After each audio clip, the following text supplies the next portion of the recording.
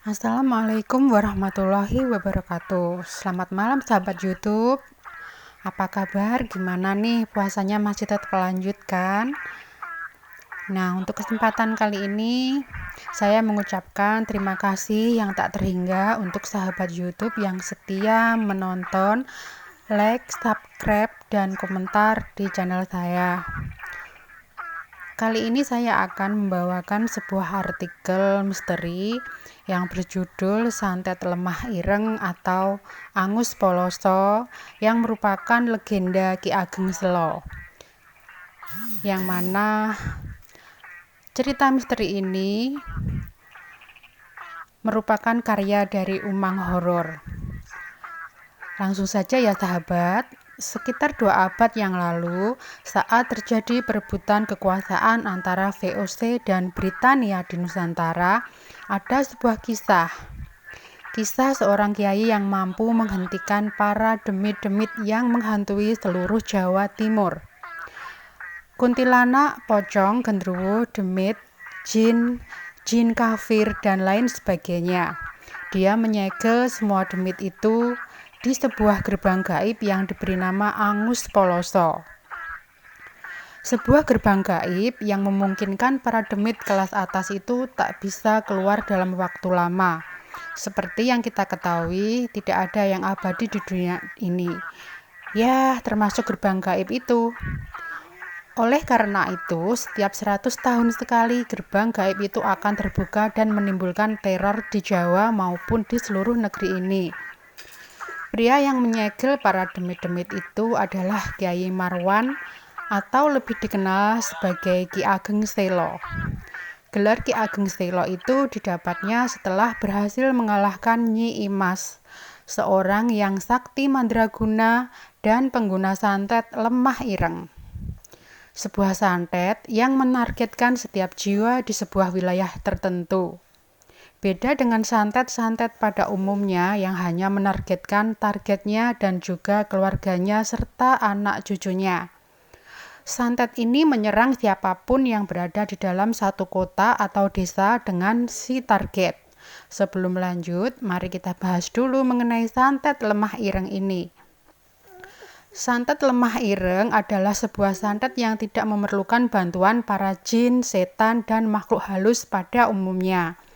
Tapi santet ini hanya mengandalkan lemah ireng dan target yang berjalan di atas tanah dalam suatu wilayah, tempat di mana lemah ireng itu diambil, tempat orang yang ditargetkan itu berada. Selama orang-orang masih menginjak tanah, mereka pasti mati. Santet ini seperti gabungan dari santet malam satu suro, santet pring sedapur, santet sewu dino, dan santet janur ireng.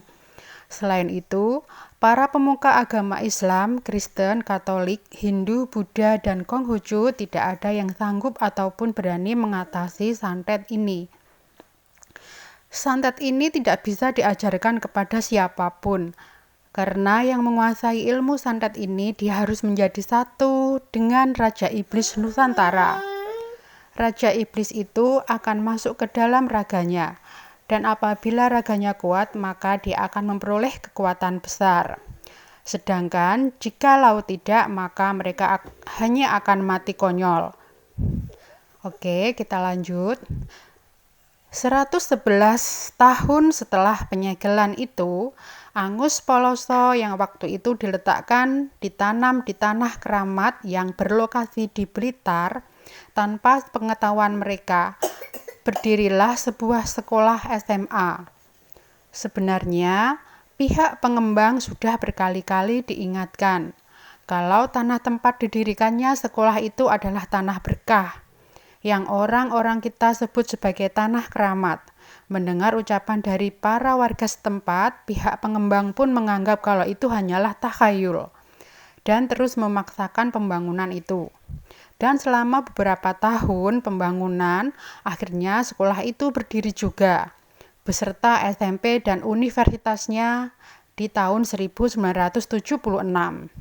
Sebenarnya sebelah yayasan pendidikan itu sudah berdiri pondok pesantren yang didirikan oleh Kyai Marwan 110 tahun sebagai antisipasi jikalau Angus Poloso itu terbuka.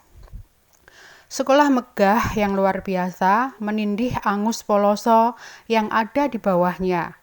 Karena tak bisa terelakkan, waktu itu keturunan Kyai Marwan, yaitu Mbah Wo, Mbah Carik, Cokropati, Mbah Jayus, dan Mbah Ibu yang usianya sudah mencapai 100 tahunan, memberikan sebuah pagar gaib di sekitar sekolah itu untuk mencegah terjadi apa-apa dan mencegah hancurnya segel Angus Poloso di sana. Dan 3 tahun setelahnya, Mbah Cokropati pun meninggal. Cokropati adalah anak sulung dari Kyai Marwan dan merupakan anak yang paling cerdas dan berpengalaman dari kesemua keturunannya. Sehingga kematiannya menimbulkan lara dan kecemasan, karena sekte Imas takkan pernah berhenti mencoba mengeluarkan Nyi Imas dari segel Angus Poloso. Setelah kematian Kyai Marwan dan Cokropati, perjuangannya diteruskan oleh anak cucunya. Kyai Marwan mempunyai 7 orang anak dan 12 cucu, sekaligus 24 cicit. Mereka semua adalah orang-orang hebat, dan kesemua anaknya adalah orang yang berpengaruh di daerahnya. Perjuangan mereka menggantikan Kyai Marwan bisa dirasa mudah dan sulit. Mudahnya, karena demit-demit kelas atas yang paling ganas telah disegel oleh Kyai Marwan di dalam Angus Poloso. Dan sulitnya adalah demit-demit kelas kecil ini terlalu banyak dan selalu bergerak di bayang-bayang dan selalu menggunakan cara yang licik, menyerang di balik layar daripada berhadapan langsung dengan keturunan Kyai Marwan.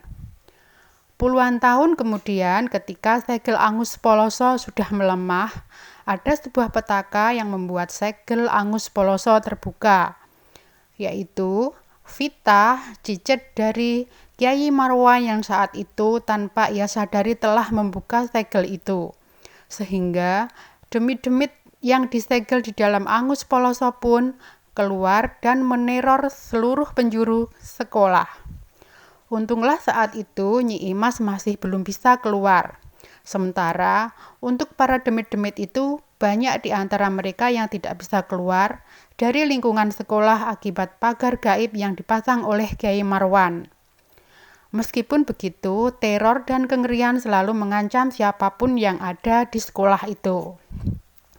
Demikianlah artikel misteri Santet Lemah Ireng yang saya bawakan kali ini. Semoga menambah wawasan dan pengetahuan kita. Mohon maaf jika ada salah kata yang tidak sengaja saya sampaikan.